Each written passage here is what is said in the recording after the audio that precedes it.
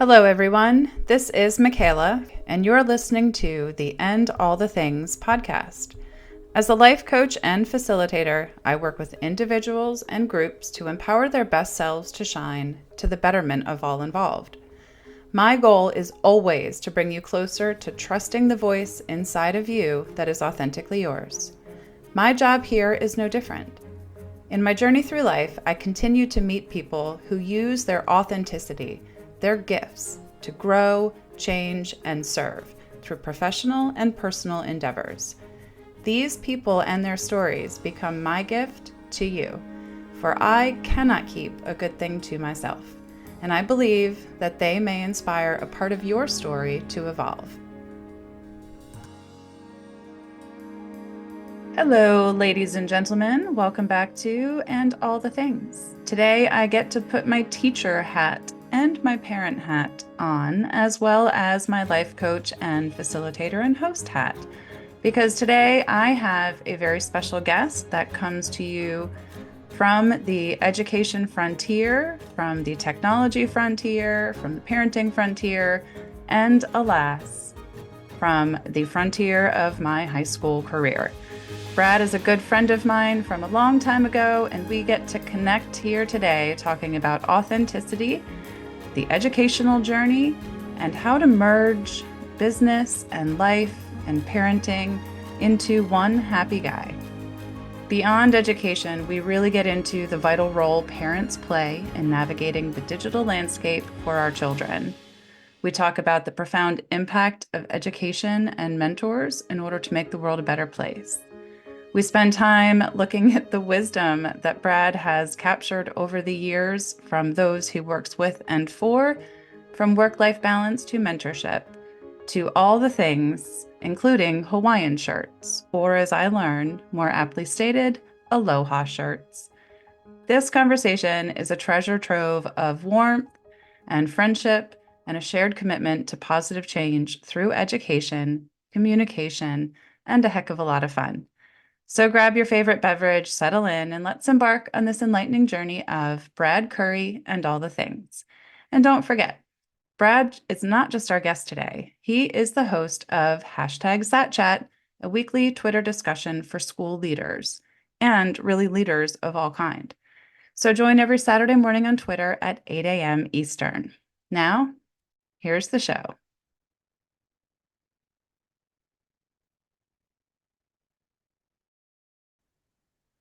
All right, Brad, welcome to And All the Things. It is really such a pleasure to have you here today. Having known you for so many years in my life and then not known so much of your recent history, I feel like this is a little gift into catching up with an old friend. So, Brad, take it away. Tell us, who are you today and what are you doing? Michaela, long time no speak. Thank you for having me on your Absolutely. podcast or show. I really appreciate it. Yes, we've known each other for what is now a very long time, right?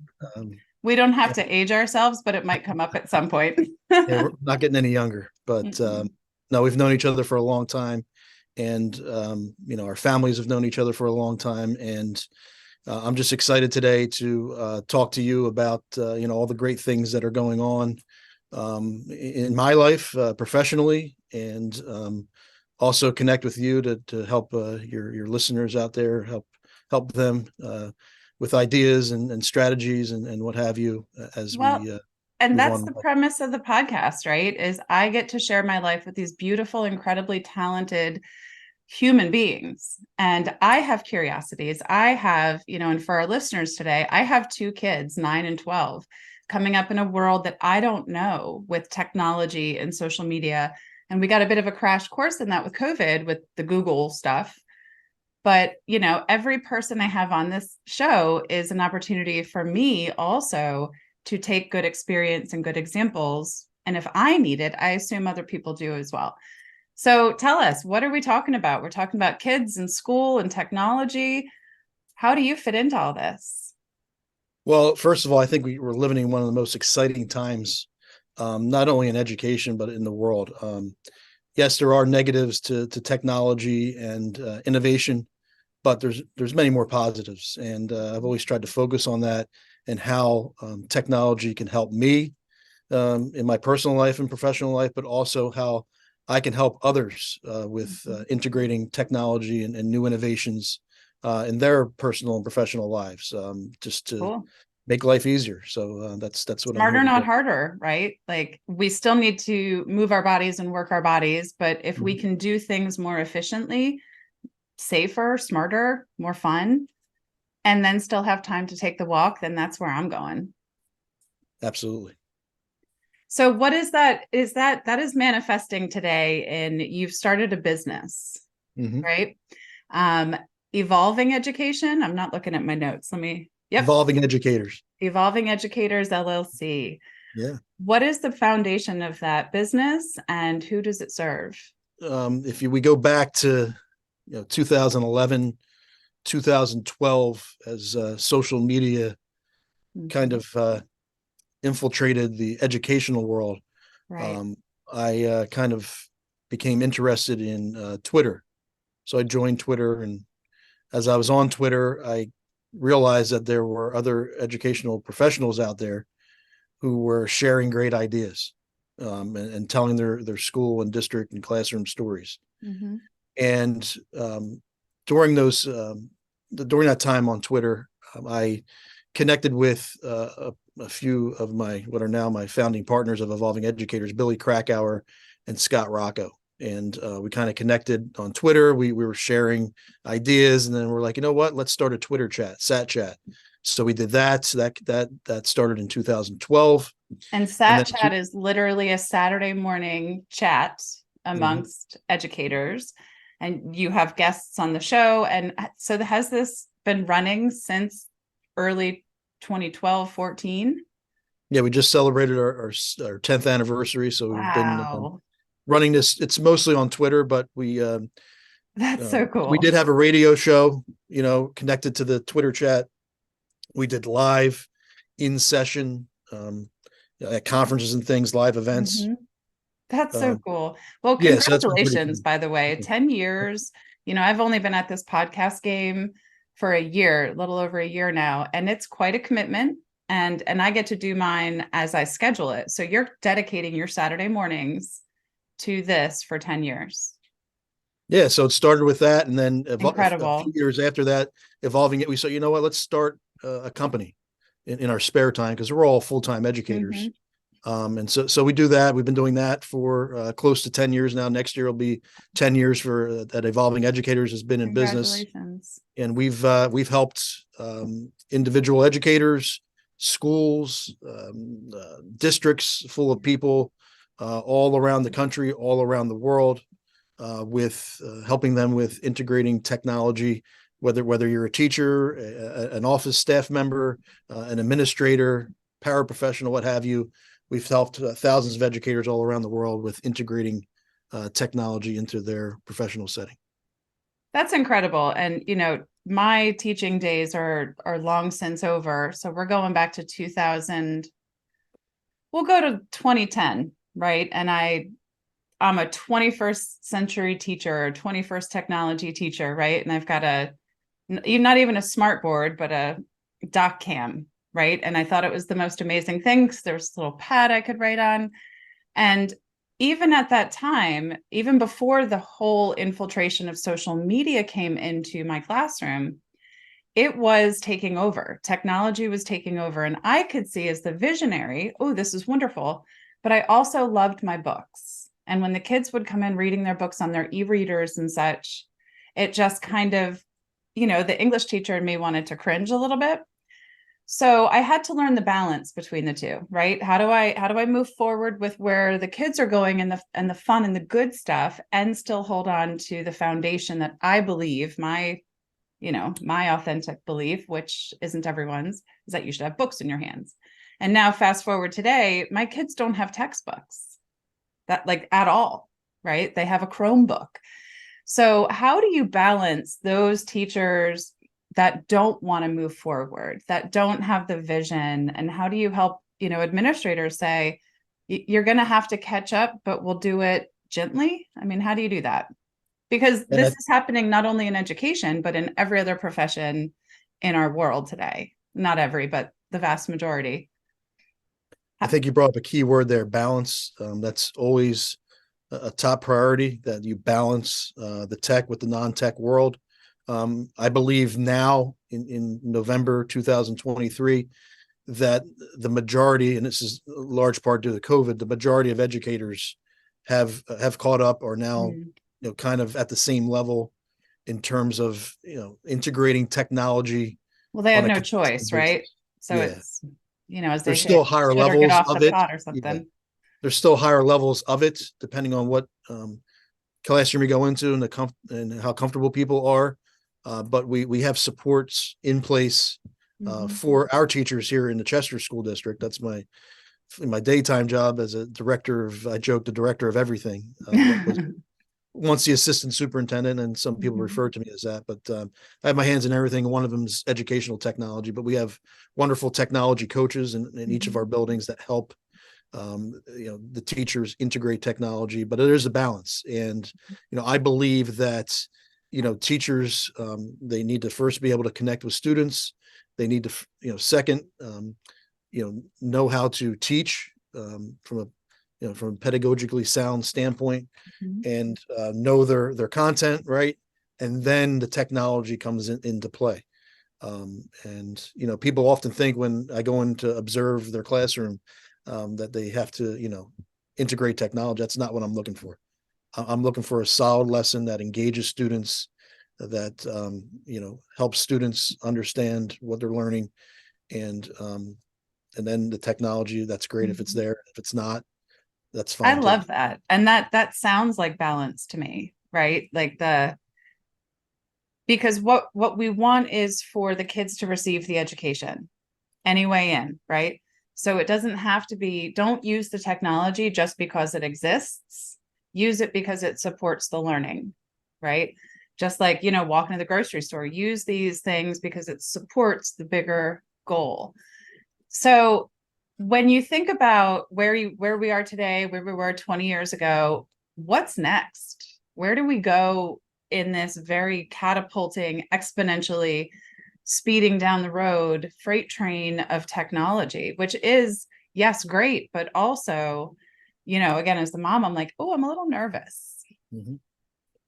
Where do we go? So I think it's important that we continue to focus on best practice and what really works in the school setting, in the classroom setting.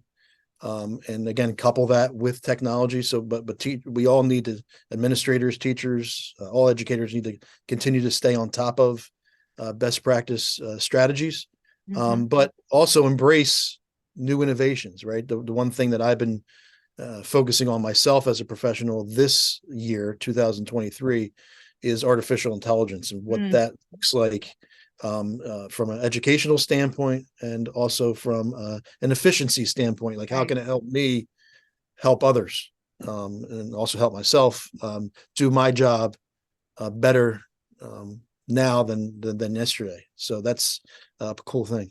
So we can see that, right? Like I use Chat GPT kind of like as my intern, right? Like I type up on my notes, I send it over, and I get this really great reply very quickly.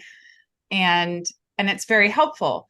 And I can see absolute value there. When I think about its role in our kids and our students' lives, how is the school addressing that? I mean, I used to have to put my kids' work through those plagiarism catcher thingies, you know.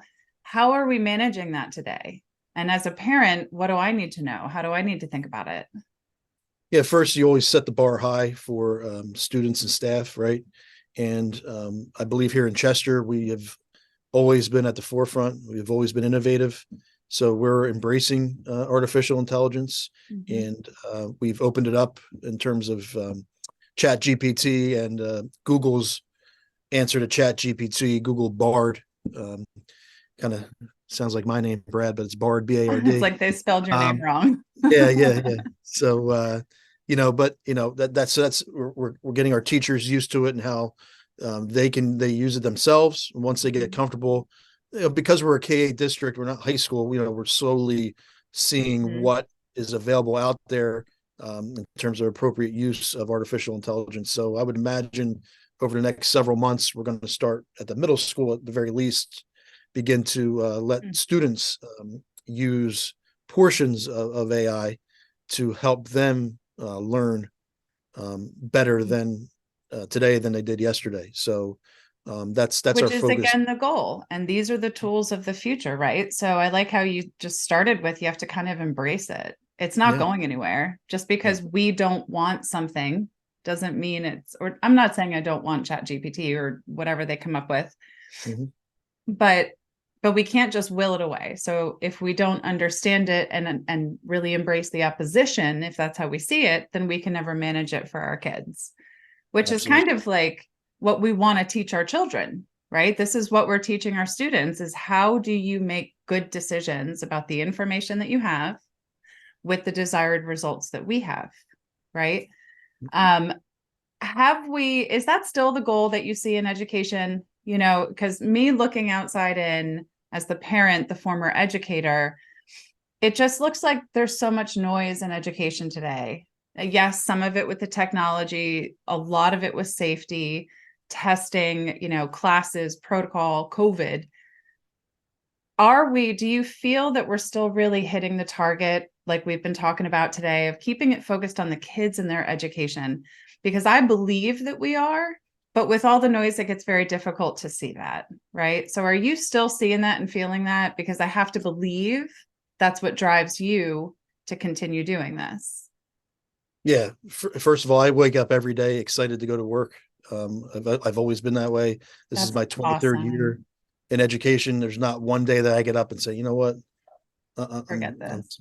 forget this. But I'm not, naive to think that, especially coming out of COVID, there was a time there, especially even me, where everybody was kind of in a funk. Yep. But I think we're now out of that funk and we're back into it here, as close to normal as it was prior to COVID. Mm-hmm. Uh, and I always try to focus on the positive, right? And that's why I've always been big into social media and branding and PR, with or Mm-hmm. without technology, but just continuously telling our classroom, school, and district story and putting it out there, letting everybody know about it, how proud we are. We're doing great things. We're not perfect. We learn from our mistakes, but we are always trying to get better. Mm-hmm. And I can only speak to Chester because this is where I work. Mm-hmm. It's a tremendous school district with 3 tremendous schools, outstanding staff, outstanding students. The community, Board of Education, administrations behind everybody and everything that we do. And Amazing. that's what we're going to continue to do here in Chester. But I can tell you that I do, speak with other educators out there Mm-hmm. on a daily basis, weekly basis. They are, as positive as I am most of the time. Sometimes, depending on the situation, they're not, and Mm-hmm. that's okay. But those people are attacking every day 100% and getting after it and trying to help kids. That's And awesome. And that's that's what I all. wanted to hear because I too think we're coming out of the funk. Like I think we're still feeling some of the repercussions of it, but by and large, and I certainly can't speak for individuals, but I feel like our teachers, our schools are picking their heads back up from treading water to starting to swim again, right? And I'm not saying that anybody was just doing nothing. Treading water is really challenging. Hey there, amazing listeners of And All the Things. It's your host, Michaela here, your partner in growth and joy, coming to you with an exciting opportunity. Are you ready to infuse your life with a burst of positivity, perspective, and purpose? I am thrilled to announce to you that the Course for Joy, brought to you by Joy Enterprises and yours truly, is available for you today. If this podcast has tickled your brain to think beyond where you are ready to embark on a transformative journey where you'll discover the boundless joy you deserve. Life surely can get hectic, and self-care often takes a back seat.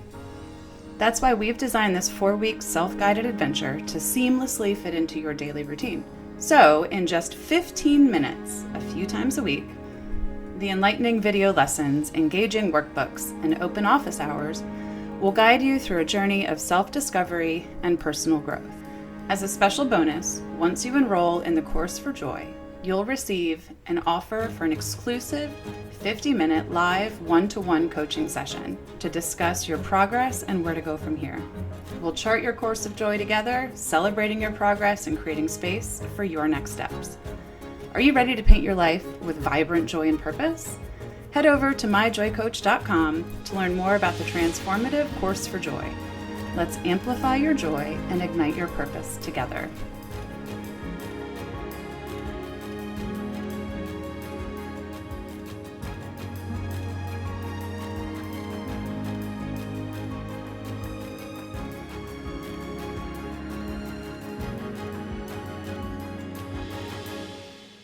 But I look at it and I think, the way you talk about it and what I know of your background and history, when you talk about school, I feel a lot of compassion and humanity to it, but I also hear business, right? You're talking about branding, you're talking about educators working together and collaborating. And when I say that education is a business, people get like very tense with me. But if we don't look at it like a business, then the business fails, right? The structure fails. So it's, again, that word balance I'm seeing in you. So talk to me about how you see education as business. And if I'm wrong, please don't let me put words in your mouth, but fill me in there. Yeah, I think if you were to ask anybody that works with me, they would know that I mean business. When I walk through the doors of either my office or the schools. I don't mess around, especially when it comes to solid instruction, teaching and learning, school safety. One of my top priorities is school safety. I'm the school safety specialist for the district. I'm certified through the state of New Jersey. So I'm always on people about practices, safe practices, in terms of how we keep our classroom, schools, and our district safe on a daily basis, which so is of the utmost importance every day, but especially in our current climate. Yeah. And from a physical standpoint, if you can't be safe, right, the schools aren't safe to be in. But also your students and staff, making sure that they're safe from an emotional standpoint. Yeah. The psychological safety. Yeah. There's a lot to that too. It's a lot of hard work. And so we're especially myself, I'm constantly trying to stay on top of that. And preach to people that, look, this is what the research is saying, the best practice strategies. This is what we need to do. This is how we're going to do it. And we're going to work together to make sure that we have a safe learning environment for everybody. And that's a tough balance in and of itself. My student teaching, my first day there, they had us in for like orientation and they showed us a video, and it was a reenactment, but it was of an active shooter coming into the school. And I still, like, my heart just started beating extra because I still feel how I felt that day watching it. And it was the most horrifying thing I've not ever, but to feel, right?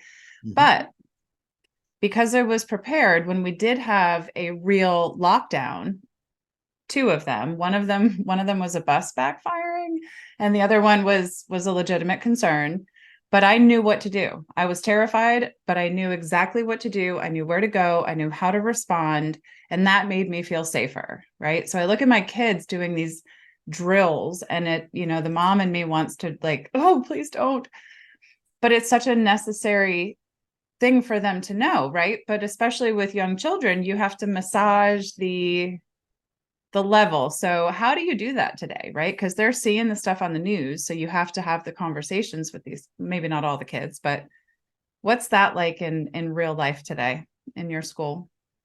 Yeah, so I pride myself in trying to connect with people, and whether it's a teacher or a student or a fellow administrator, talking to people and just getting to know people, and from there you can help people out. You can say, hey, this is what we need to do. When you have that strong relationship with a school stakeholder, you can take that strong relationship and be able to then, all right, we need to meet this goal, we need to meet this objective, we need to work together to make sure that this school, this learning environment is safe, and that it's innovative, and that it's doing what it's supposed to be doing in terms of educating our students. It's all about promoting the success of students all day, every day. And that's what it's That's about. amazing. Some days are better than others.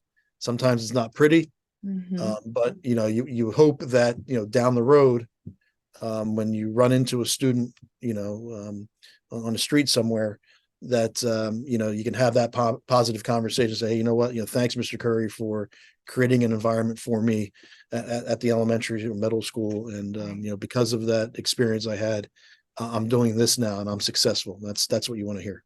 Well, let's go there. I believe that you've had that experience yourself as the kid going to the teachers, right? Mm-hmm. Because so for our listeners today, Brad and I went to high school together. He was in my brother's class, so I get to say I'm younger, You're younger, but much we'll just younger. let that slide. But so, I knew you in high school, right? You were an hyper athlete, you were hilarious, you were involved in what, student council, all the things, everything. Um, who did you go to, right, in that experience? And if you went to business school, right? Or no, you went for history. I went to Rider University. That it primarily is a business, but it's also a great education school, Right. for educators. So you did start, okay, because I remember you going for business. So where did that turn, right? You've got these great teachers, you've got a direction in your life. Bring us back to 18-year-old Brad. What's going on in your head? Where were you going, and how did you end up here? First of all, I loved high school. Did not like middle school. I struggled a bit, as I think many do with middle school, for a variety of reasons. But I loved high school. In fact, if I could go back, one day I would go back to like my junior or senior year, at Southern Regional High School. It was a great place for me. Incredible. I enjoyed it. I enjoyed, connecting with my friends every day. I enjoyed playing sports. I was a decent student, not great. Yeah. I wish I could have been a little bit better at that, but It's called balance, though, I was immature, a little right? bit. Yeah, but I had a great time, and Mhm. because I knew that the people there in that school, cared about me, particularly my coaches. You look at Coach Jeffries, Sam Jeffries, and Coach McGuire, Steve McGuire, and Coach Leppold, Dennis Leppold. Yep. Those are the three people that really, that I felt cared about me, not only as a student athlete, but cared about me as a person, through a lot of times tough love. But I learned so much from them that I was able to, say, you know what, maybe I want to do this. One day I want to be a teacher. I want to be a coach. Yep. And, so that from a school standpoint, in terms of what molded me, that Southern Regional High School really had a strong impact, on my life.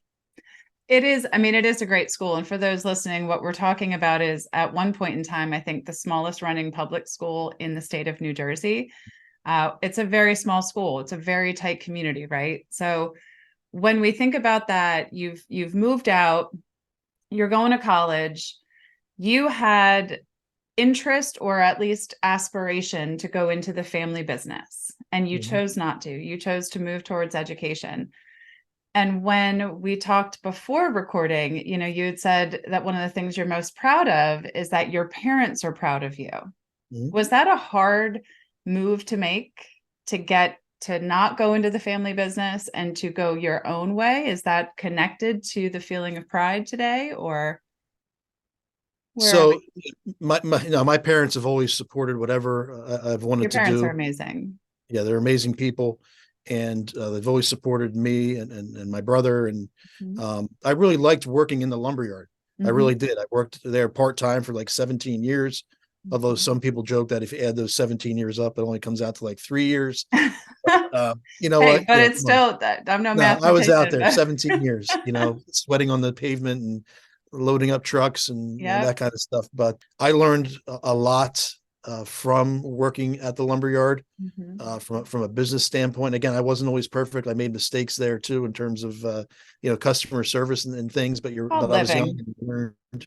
Yeah, and that's why I was able to, eventually, start my own small business, outside of what I do here in the Chester School District with Evolving Educators. But just learning how to connect with people, learning about hard work. But I liked it, but I didn't love it. And I made that tough choice my first year of teaching, in the Hanover Township School District in Whippany, New Jersey. another great place. The March of my first year, I actually submitted a letter of resignation, and because I was getting pulled kind of by the lumber, because I was still working part time in the lumber yard, like in summers and weekends while I was teaching. Wow. And then I had a second. I was like, wait a second, let me think about this. Do I really want to? So like in like April, I went to the superintendent and principal. I said, hey, I want to rescind my resignation, and luckily they said yes, and Wow. this is history. So take So me to that point though. So because when I think of my guests on the show, what I'm looking for is for the people listening to be able to connect and relate and say, "Oh, that's how he did it," right? That's a big choice to resign from a career that you've gone to school for, that you've committed to, and then to flip and take it back, right? What was driving you at that time to resign? Was it, I can't handle both, it's too much? But when we look at big decisions in life, how did you make that decision? Was there a kid that came up to you in the hallway and was like, Mr. Currie? Bring us to that moment. there was never any pressure from my family, whether it was my grandparents or my parents. Mm-hmm. Um, let's be honest. Money always plays a factor Sure, into things, sure, and I do. I make a pretty good salary now. sure. Um, as a New teacher, Jersey's a then lot better than a lot of places in the yeah, country, speaking from experience. yes, but so money was always a thing, because if you Yeah, own a successful company, yep. you can live comfortably. Mm-hmm. I'm living comfortably now and everything's great and I'm doing fine. But at that point in time, and this is 2001, Right. right? It was tough. But I always went back to, I really loved coaching. Yeah.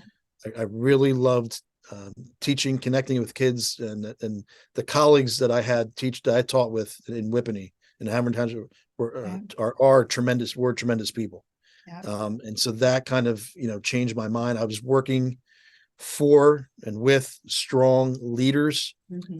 particularly at the That's school a level. game changer. Mike Wasco, former Olympian, he was the middle school principal in Whippany. Now he's the superintendent in that same district. Cool. I just, I loved, you always look at the leaders in your life over whether it's, your parents or Mm-hmm. teachers that you had, coaches. And then when you get out into the real world and you're working, you look at the people that are running, your Yep. school or running your business, and do you truly look up to them? Yep. And I did. And then I said, you know what? I want to be that leader one day as well. And because I think it really makes a difference. And I And think, and thank you so much for sharing all of that, because that takes, vulnerability and the ability to self-reflect. mhm, But it's the important thing to me, when I coach people, people are like, I want mhm, this thing, I want this money, I want this idea, belief, lifestyle. But why? What do you really want? Right. And that's my favorite part of my work today, is that helping people in that situation of, I'm a teacher today. I'm never going to make more money than this. But but then being able to say, but I feel passion and purpose over here that I don't feel in that other space. But that other space has, quote, the potential for more. So what I really appreciate is, for our listeners to really take hold of this, is when we look at, I'm going to make a quick move, right? I'm going to move to a new state, get a new job, leave my partner, whatever. Why? Is the grass really greener on the other side? And is it a sustainable lawn? you know? So, and I didn't know what I was fishing for, but I think it was that. You chose in that first year of teaching, which been there, done that. That first year is hard. And those mhm. people I worked with in that first year were my comrades in arms. We were on the front lines together. And I also, in that first year, resigned from my one job in April and took a job at another school because I didn't have good leadership, because I was getting put in lockdowns and nothing was changing in the school. So I completely understand all of those feelings and being in that March, April space and being like, what am I going to do? But you found that passion being with the kids, and then that drove you towards being a good leader, right? So in all of this, you've taken that experience of going through from the teacher to the administrator to, I think, assistant principal of the year a time or Mhm. two, right? Um, I have questions about that. I'm very curious about the process, but we'll get to that in a minute. You're doing all these things. You're starting a business. You're devoting your Saturday mornings to Sat Chat. All these things are happening. And we still, number one, haven't even mentioned your involvement with your family, how involved you are with them. But let's stay with the professional track for just a second.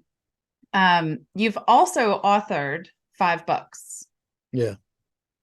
Tell us about like, number one, I don't remember you being a writer in high school, really, No, right? no.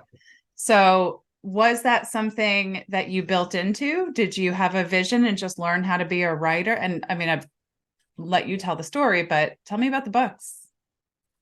Yeah, never in a million years did I ever think that I would write a book. Right. But you in life, when you're least expecting it, you run into people, you connect with people, situations, events, things happen. And again, going back 10 years or so, I connected with a fellow educator, Peter DeWitt, out of New York, who at the time was working for Corwin Press, which is a huge publisher particularly educational books, but all kinds of books under Sage Publishing. And Peter was on social media. I connected with him there. I was reading his blog, has read his first couple of books, and he would often participate in Sat Chat on Mm-hmm. Saturday mornings. And then he reached out to me one day and said, "Hey, we're creating a series of small books on different topics related to like social media, Mm-hmm. technology, integration." It was called the Connected Educator series. So there was like Okay. 6 to 8 books, maybe even more, in that series. Very And cool. I was like, I never written a book, but I'll take a stab at it. Yeah. And through the editing process and things, I had my first book. It was a small book, Yeah. 60, 70, 80 pages long, but it But was my that's still first a book. significant amount of Yeah. book. And so you take that opportunity, and that led to another book, and then another book, and then I've kind of taken a hiatus from that. But we're, especially my business partners and I, are always kind of throwing ideas around for our next book, Mm-hmm. which maybe one day we'll write in the very near future. But right now, things are kind of crazy with other things going on in my Mm-hmm. raising my Yep. kids, all that kind of stuff. But What is your writing process like? Like, do you just sit down and knock it out, or are you, put all the papers up on the wall, or well, how do you get the ideas out? Because that's a huge undertaking to sit down and say, I'm going to write a book, even if it's only 60, 80 pages. I say only snarkily, you know, how do you do that? Do you build out chapters, outline? Show me the way. yeah, so I think you first identify what you're passionate about. And so, if you look at my What was the 5 books, first topic? yeah, engaging. My first book was, all hands on deck, tools for connecting educators, communities, and something else. But it was a long title. But basically, leveraging technology and social media with Okay. the in-person connections that you have with people, and to Right. get the word out about the great things you're doing and involve the stakeholders and things. So Mm-hmm. that was that's something I was passionate about. And I kind of, all right, so that's what I want to write about. And all right, so these are the 6, 7, or 8 different things that I want to focus on in the Okay. book, from tools to how to use those tools, to how to specifically, with examples, engage stakeholders both in the virtual and physical worlds, and just what you can do to bring people together for your school community. And so that's what it kind of focused on. And I tapped in, you include some vignettes of examples of Mm-hmm. people who are using social media and technology, kind of highlighted them in the book. Awesome. But and just go on from there. So but you have to have a passion about it, and you have to have the That's a experience lot of too. time. Everything I was writing about, I did it. Mm-hmm. So that's how I did it. And so I Mm-hmm. wanted to share that with people. And I'm not saying that's the right way. Mm-hmm. And then you But kind of but want to we go from there. have to have examples, Mhm. right? If I don't have examples of how to make social media not scary for my adolescent children, then I will just be scared. Mhm. But if I hear stories of how qualified educators are managing the situation, qualified parents are managing the situation, then I can expand my own understanding of it. So, okay, so you've got 5 books, you've got a podcast, radio show, live thing. What do you call Mhm. it? What is it? A Well, it just show? falls under the umbrella of Sat Chat, which some Okay. people think is like an It's just SAT a review course, but it's not. It's no. it's it's for Saturday. It's Saturday Chat. Now, Yeah. the problem is, Twitter is no longer Twitter anymore. It's X, formerly Twitter. Right. So, and then you involve politics and Elon Musk and everything else. It's kind of lost its luster a little bit in terms of Sure. chat, but the passionate people are still there Yep. every Saturday morning. And it's, great conversation. And if we can help one person out, and one person can pick up a new idea and bring it back to their classroom, school, or district, then we've done our job for that Saturday morning. That's the way I look So at it. in that space, it's just you guys sitting around having a conversation about best practices, your experiences that week. Um, and what I'm hearing is through all of these pieces is just the strong desire for connection Mhm. and community in your life. Is that true? Would you say Yeah, I've that's I've so? always enjoyed connecting with people, from the time I was in high school to I never went away to college. It's the one regret I have. I wish Mhm. I went away instead of commuted, but Mhm. everything happened for a reason. So Yep. that's just the way it is. But and even as a teacher and now as an administrator, I always enjoy um, being around people, learning about people, and collaborating with people to make something that wasn't there before and to help people out. That's what we're here to do as educators, to help Yep. kids out, help people out, um, and ultimately you think you have a piece of making the world a better place in some way, shape, or form. Well, and that is all. It's so important to be able to look back at high school, a guy like you, and say, I wasn't the best student, I wasn't a writer, right? Mhm. But I found I was open to receiving good mentorship and support from my community, and now I've become an author, right? Mhm. To be able to say, I didn't leave, this geographic area, but I can still help people better understand the world. You're traveling the country now as a Yeah. consultant and presenter to do these things. So it's all about how we weave the important things, the valuable things into our story to create, the results that we want. And again, that's what we want to teach our children. That's what we want to teach our students. So let's talk about your children. You've got 2 kids and a beautiful wife named Lee, Mhm. and you guys live still proximity close to me, but it's always fun to see you pop up. And we ran into each other at back to school night at South Hunterdon High That's right. School, Yeah. our alma mater, and now here we have a podcast. But please tell me about Lee, because she seems to be one of the most motivated women, and I don't know her all that well, but between being a special education teacher, so I'm sure you guys have a lot to talk about there. She's really been into fitness and such, and then the kids. So, how do you two manage those conversations of education at home? Do you just jump right into it with each other? Do you say, I need a friend, I need an administrator, or I need my husband's support here? Like, how do you manage that? So a lot of what I do as a leader stems off of the things that Lee shares with me at home I over love dinner, that. over a glass of wine, or High whatever. fives, Lee. Yes, high fives. Now, when we have these conversations, like it could probably be a reality show. Um, I do try to listen, Mm-hmm.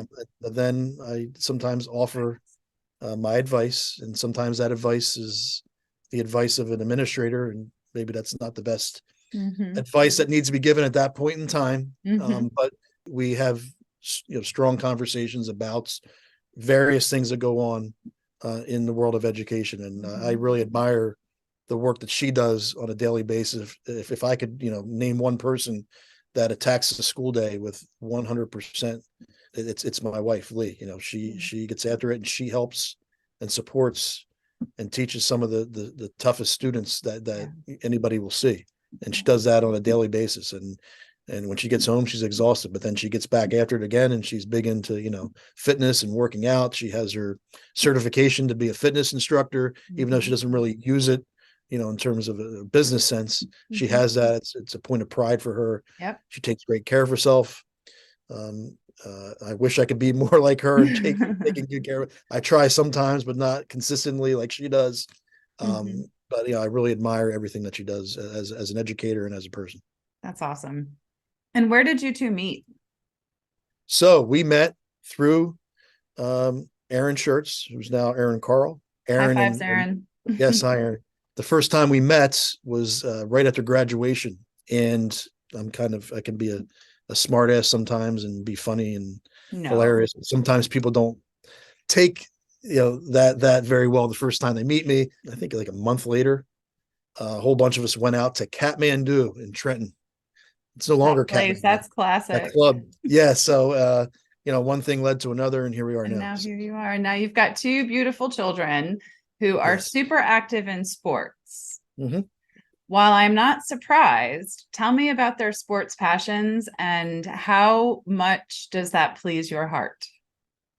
So first, they're two great kids, but two totally different kids. Cooper is a senior at South Hunterdon. He is a baseball player. Yeah. I don't know if that's his true passion. He likes to play. I don't know if he loves to play, but he plays, and this will be his last year. He's put a lot of time into it. He can hit the ball a mile, but he's a great kid. He's probably one of the nicest that's awesome individuals you'll ever meet. Respectful. He's huge into technology. Makes he built sense his own all computer. around. He built his own computer. He often reviews virtual reality games for companies and things. Oh, and wow. He does a lot of gaming. So if he came to you and said, I don't ever want to play baseball again, what would you say? That's fine. And he's actually kind of gone back a little bit with the baseball in terms of playing most of the year. He's just now this year he's just playing his spring season for high school, and that'll be it. He likes to do other things. He loves to fish, play golf, that kind of thing. Well, and I appreciate that, because I think, as parents, we think our kids are supposed to do all the things, right? And excel in all the ways. I imagine it's helpful to watch how other people parent their kids and say, oh, I don't want to go that way, so that you can better help your own children, right? Because I know a lot of people would be like, no, you've got to do this. I mean, and we've done that with our kids on some level, of course, but we want them to be active. We want them to play. We want them to enjoy the things that we loved. But we have to be aware that it's their own experience.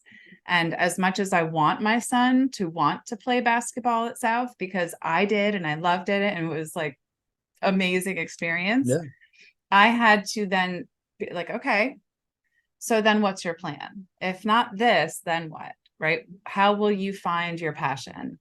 And I don't want him to do something that is uninspiring. Sometimes I do, right? Like homework might not be the most inspiring, but I don't want him to commit all of his time, and quite frankly, my time, to something that he doesn't even enjoy. But then again, he's 12. So I also have to manage how much of it's whether or not he enjoys it and how much of it is he'd just rather play video games. Yeah, you have some time with him, and my daughter's 12, and Coop's a great kid, and he's smart, and he'll do great things, and he's got to find his own way now. He's basically almost an adult, almost 18 years old, and driving now. And Sydney, though, she's a character. She's 12 and at 7th grade at South End Regional High School, and a smart kid as well, but has a strong personality. And but she's an unbelievable athlete, and particularly she loves softball. She could play it all day, every day, and she wants to practice. She wants to get better. She wants to be the best, and that all came from her. I mean, I've always been there, kind of like the bucket dad, catching her when she practices pitching and stuff. But again, that's on her. Like if she wants to do this or do that with softball, then we'll do that. We'll do the extra lessons. We'll do the extra practices. We'll play in extra tournaments. So that's Sydney, and she, as long as she stays on that track, she's gonna she's going to be something special. So we'll see. But I'm very fortunate to have two great kids, and they keep Lee and I on our toes. And I wouldn't have it any other way though. Yeah.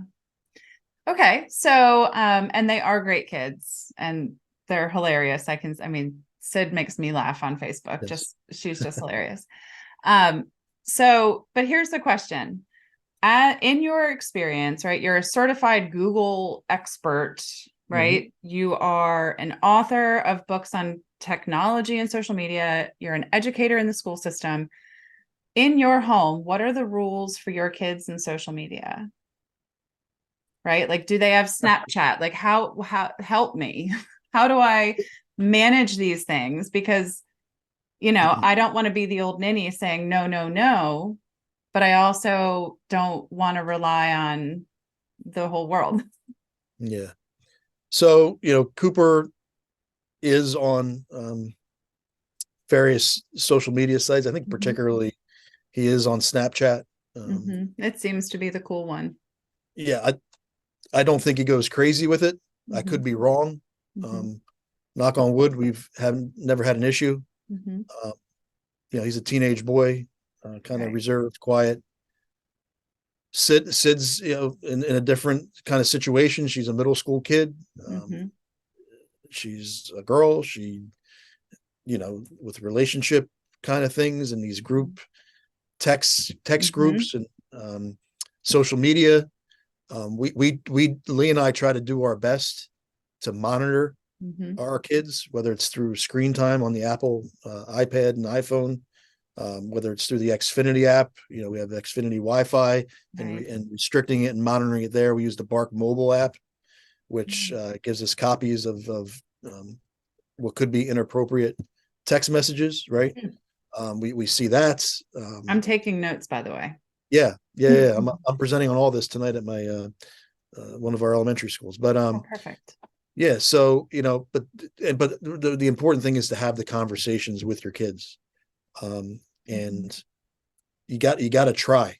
There are some out there that don't try, that don't have an awareness of what their kids are doing, and they need to, and it takes a little effort, but it's just the way it is now. And so parents just have to be careful, because there are a lot of legal ramifications now for the parent if they choose not to monitor their child. And not give us some insights into that, because that's news to me. I mean, I believe it, but absolutely. So if your child is commits an act of harassment, intimidation, and bullying, cyberbullying online, parents can be fined a decent amount of money for those low level offenses, depending on how severe the cyberbullying is. That's here in the state of New Jersey. So people need to be aware of that. And it's part of New Jersey has the strongest harassment, intimidation, and bullying law in the country. And it's been updated recently to reflect that. In terms of the cyberbullying and the parents, because unfortunately there have been there's been families that have been devastated by bullying and cyberbullying. And people have had enough. Parents have had enough, and they have petitioned lawmakers to create new laws, and they have, and they're holding parents now more responsible. You have to be responsible, and you have to have conversations with your kids. Now, my kids, they've made mistakes, both in person and online. Kids will always make mistakes. That's okay. Have the conversations and make sure it doesn't happen again. Right. But you think you can monitor it, but you also have to have the conversations. You also have to take the device from the kid and look at it. And at night, it shouldn't be in the room. You should have a balance, even though that's hard. I sometimes don't have a balance with the tech and non-tech worlds. Right. So you try to do that as well. I think my kids are pretty balanced. But look, let's be honest. I mean, a lot of what we do and what our kids do, you need a phone, you need an iPad, you need a computer, and that's just the way it is. But there's always balance, So thank you for all of that, because it always starts with a good conversation and making sure that, again, like, I don't want to scare the hell out of my kids, but I also do, right? Like I want them to understand why we're doing these drills in schools, and I want them to understand why, no, you can't send that through a text message, or don't put that here.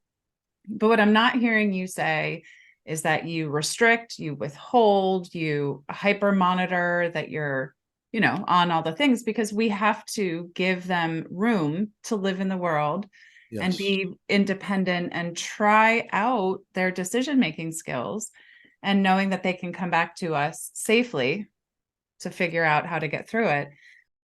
And I appreciate that, because I'm in that place. I've been hard no to the things like Snapchat. Again, he's 12. Like, I don't think he needs it at this point in time. I don't see any value to it, but I also know that's where everybody is and that's his value. So I appreciate having a little bit of, just have to be involved and have to, maybe I have to get a Snapchat account. Cringe. Yeah, you can, and they have parental. Although I don't think it's enough, they have a parental kind of monitoring system that you can activate, where you become friends with your child on Snapchat, Okay. and you won't necessarily see their snaps, but you will see who they are friends with and who Well, they've and interacted with on that day. I think that's the stuff that's going to have to change as more states potentially Yes. adopt laws like fining parents for not monitoring their Mhm. children's tech use. And when we look at 41 states suing Google, Mhm. right? And it is going to continue to change, but we have to balance the being too informed, right, and too involved in it, and also not resisting and being able to embrace what's happening and where we're going. Um, And so by the way, there was a great New York Times article this morning on parents really needing to, if their child is using their account, particularly their Google YouTube account, mhm. that they really need to make sure, that there's nothing kind of inappropriate going on there. Because if Google detects that, if YouTube detects that there's illegal pictures, illegal threats, the Mhm. messages, they've shut down parent accounts Oh wow. because of the mistakes that and they will not reinstate. So Meaning my whole Google account, all my Google they lose their Googles. email, they lose their Google Drive files, they lose everything. Oh wow. So there was a petition to, you can petition Google to get that back, but it's a But that would long probably take forever. process. So you have to pay attention. You have to have an awareness. So my daughter uses one of my Google accounts for her YouTube perusals, and I do Mm-hmm. that so I can see what she's doing. And mine, she's 9. She's looking up, I don't even know, dumb stuff. Um, so if she did something erratic, Mm-hmm. I could lose that entire Google account. Yep. Because remember, This is Google very owns helpful. YouTube. Yeah. Yep. Well, Google seems to own lots of things, Yeah. Yeah. and I don't know how to keep up with it, right? So, how did you get into that Google certification thing? Like, tell me about that, because I'm calling it a thing, and I think that's really downselling it. What does that mean? And was that before or after COVID? So that was well before COVID. Years ago, most districts and most businesses, right, were kind of Microsoft based. Mm-hmm. And then Google kind of came into play and then kind of made its way into education. Mm-hmm. And I can remember, 10, 12 years ago, everybody started to get Gmail accounts, Drive accounts. It was a lot Mm-hmm. cheaper Yep. than Microsoft, supposedly safer. And then they came out with the Chromebooks. Mm-hmm. These were, kind of mobile in nature. They could just connect to the internet, the Wi-Fi. You could bring it anywhere. They held a charge. Then we, went 1-to-1 with our middle school. All of our middle schoolers got Chromebooks. Then we went to our grades 3-5 building, and now we're one to So you one. saw the progression of Yeah. Google coming into your not Yep. only personal, but your professional space hardcore. And so with that, we, educators needed to kind of keep up with the pace, and that's where the Google level 1 and level 2 certifications came into play. Mm-hmm. Where we kind of supported it, and any of our teachers that wanted to go after it, we gave them the time and the money to do so. That's incredible. Many of our staff members are certified educators. You can go beyond that to become a trainer. Hmm. And beyond that, where you can become kind of like what I am now, I guess, a Google champion. I guess you get that That's at, so I guess that cool. means I'm old. I don't know. But No, so no, accomplished. You're work your way accomplished, not through. Yeah. old. You can You're work your way accomplished. through, and it just helps you stay current and focus on how you can best integrate technology to, Mhm. again, promote the success of students. And that's what we're here to do. I love that. Well, so one of your things, when I asked you if you had a magic wand, what would you do with it? Mm-hmm. Your response was bring our country back together. We have become divided over the years for a variety of reasons. And I see the work of educators today profoundly at the core of driving forward towards that mission, Mm-hmm. right? If we can just settle down and bring in a little curiosity and bring in a little bit of passion and help people find their passion, suddenly the world becomes a lot less dark, right? So what would you say to think about the moving forward of our country and bringing life together? What do you want for your kids to know, right? What do you want for your kids to know that will have your kids and your students, I'm just going to lump them all in, about the world that we need to hear today? You need to be passionate if you're going to, you know, be fulfilled as a person, personally and professionally. You need to be passionate about one or two or three things, or however many things. Be passionate. I love passionate people. Be persistent. Um, care about others, even if you may disagree with them or may not like them. Mm. Respect, care for people. I think that's Uh, what we really need yeah, right now. yeah, I yeah. It's really, we need to get over ourselves, yeah, right? And see that if I'm special, then so are you, yeah. right? I can't You, be righter than you no, if I want to live peacefully. yeah. And I think all of that is great advice. Now I'm going to come at you with some advice. Mm-hmm. Do you recognize this book? Oh, jeez. This is the 1995 high school Hopefully, you're yearbook not going to for share any South Canada. quotes that I wrote in there or anything. No, no, no. It's just your senior quote.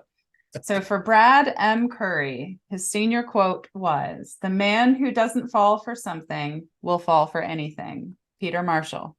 That actually was wrong. Oh, That quote is no. You read it right, but they put it in the yearbook wrong. I love Mr. Lipson, whoever put that in there, but you're it's kidding. it's a man who doesn't stand for something will fall for anything. So, Okay. um, so yeah, So that's driven me it's the crazy for right 30 years. concept, wrong words. Yes, it is. And as soon as it came out, I'm like, Mr. That's all Lipson, this right. is the wrong quote. Well, Yep. that's the way it was put in there. You must have written it down. I said, no, I didn't. But anyway, but yeah, it's a great quote and For one this that gem. yeah, There you uh, are. there you are next to my friend Joel there. So do you think that that's true still? Do you stand by this quote that you have to believe in something to be able to stand tall through life? Yeah, you do. I mean, I believe in what I do as a person each and every day. I've gone through challenges, gone through struggles, just like everybody else. But Mhm. I always believe that I can make this world a better place in some small way, and that way is through being a public servant, being a public educator, and that's a key foundation, right, Mhm. of our society, is that all kids have access to education and can be educated and can make something of themselves, and in turn, make the world a better place. So that's my contribution to society, and I'm able to do other things because of my Yeah, role as an educator. And every day is a great day. I love that. Well, so I just have one more really important question to ask. Mm-hmm. You do all these wonderful things, you give in all these beautiful ways, and Mm-hmm. yet you still have time to go shopping for Hawaiian shirts. Yeah. Friends, this guy has some passionate feelings for Hawaiian shirts. Can you tell me what in the world is happening with the Hawaiian shirts? Tell me the Well, story. by the way, my good educator friend from Hawaii, Winston Sakurai, corrected me a few years ago. He said, when he gave me an actual shirt from Hawaii, he's like, these are Aloha shirts, not Hawaiian shirts. Oh, It's just something that, we kind of did it way back when in the lumberyard. We'd have Hawaiian shirt Fridays. kind of, liven things up a little bit after a Yeah. long work week. And I was like, I'll bring that into where I was teaching in Whippany. We'll, once a month, maybe wear Hawaiian shirts. And then I started to wear them more on Fridays. I don't wear them as much anymore. Maybe that's because I'm not, in a In the school anymore, schools. but I still have a large collection. But It's collection, another thing that helped you create community and yeah, culture and yeah, fun and give people a reason to feel excited for Friday. that's I right. used to wear big, obnoxious, gaudy rings on my hands on Friday, and we called them Whatever Fun works. Friday rings because the kids could see them under that cool document camera I was talking about. Yeah, But I think those are the little tricks and tips that make you truly unique and truly great at what you do, because it sounds like you're very capable of running all of this as a business and being very focused and very driven, but only second to the humanity, to the connection, and to helping people find their purpose. And my philosophy of education was very simple. I just want to empower the individual to become their greatest self, to send them out into the world. And that's what I do today in my coaching work, in my facilitation.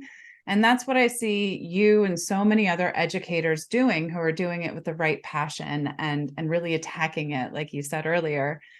So I want to thank you for taking the time for this and remind you that this conversation, the genesis, started in Walmart about that's 10 right. years ago, when I ran into Brad Currie from high school. Hadn't seen you in probably a decade. And there we are, two, people who haven't seen each other since they were teens, and jumping into a conversation about education and humanity and life. And it was powerful. I had just moved back to New Jersey, and having that moment to connect with you, to be seen for, I had recently stopped teaching. I was feeling it vacant in that space, and it was really powerful, right? To say the least. It's obviously stuck with me now 10, 11 years later. So I'm grateful for this conversation, to get to know you again better, and for all the wonderful ways that you've offered tips and tricks and insights for us as parents, as community members, and as people all facing the same technology advancements at the same time. So as we close out today, is there anything that you would like to say to our guests? I really feel, tell me more about your business. Who needs to hear, who needs to call you tomorrow and say, Brad, come help? First, I want to thank you, not, for the work that you do as a business owner, as a person, to help others out. I think it's really important. Thank you. So continue to do that. And whoever works with you, whoever you're helping out, they're in great hands. I've known you for a long time. You're a great person, a fun person, who really cares about others. And so continue to do that. And thank you for everything you've done and will continue to do I moving see the forward. same in you, and I appreciate that. Thank you. But look, it's Evolving Educators. You can visit www.evolvingeducators.com. We provide technology training for not only educators, whether it's office staff, administrators, teachers, child study team members, but businesses. We train people to how to use technology, particularly how to use Google tools, Google apps for the workplace. So if you're out there looking for that, please visit our website. Let us know. We provide online asynchronous training through video courses, or we come to your place and we train you in person. And so that's what we're here to do. EvolvingEducators.com. That is awesome. Well, Brad, it is wonderful to reconnect. I am incredibly grateful for all the work that you do for our community and all of the kids that you reach through the many ways that you connect with all the humans. And I just, as you go through your career, I just hope that you keep that spirit and that zest for it every day, because it matters and it is very visible. You shine when you are in your element in this way. So keep shining, my friend. And I will very much look forward to going through high school with you again, as we have our kids in middle school together. So that's right. Let's do this. Thank you, my friend. Appreciate it. Absolutely. And wherever you're headed off to, I hope you make it a great day. Yeah. Thank you.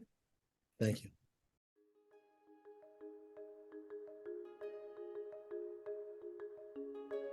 Hey, my lovely listeners of And All the Things. Remember that incredible episode, number 21, with my dear friend Ella Majors?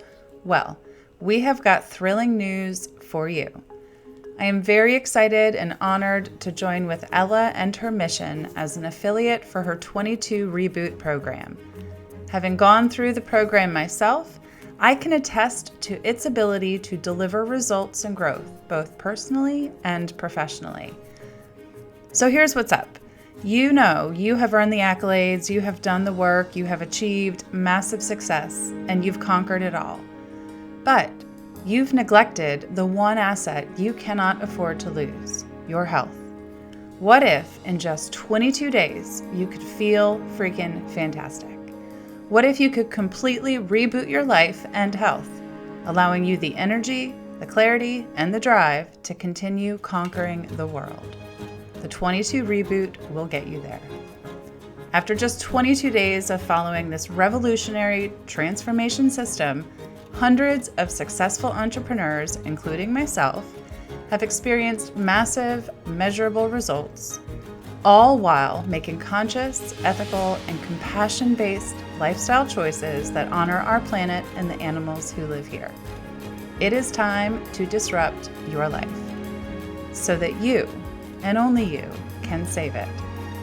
So join the hundreds of people whose lives have already been changed thanks to Ella's expert coaching. Her coaching material, content, and direction aligns so beautifully with the work I do here at Joy Enterprises. The difference is she pulls in the plant-based and wellness factors that I don't have the experience for. So because I cannot keep a good thing to myself, I have to tell you about this. So if it's got you interested, please click the link in the show notes or reach out directly and feel free to ask as many questions as you want because you are worth it. It is time for you to commit to yourself, your body, and the planet in the very same way that you have committed to your business, your family, your life, and all the things that you've said yes to. And let's do this.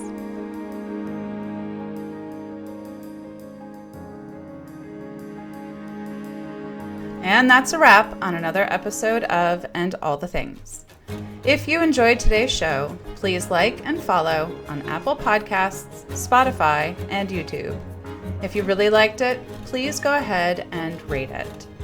Then think about who in your life might also need to hear it and any of the other episodes we have shared.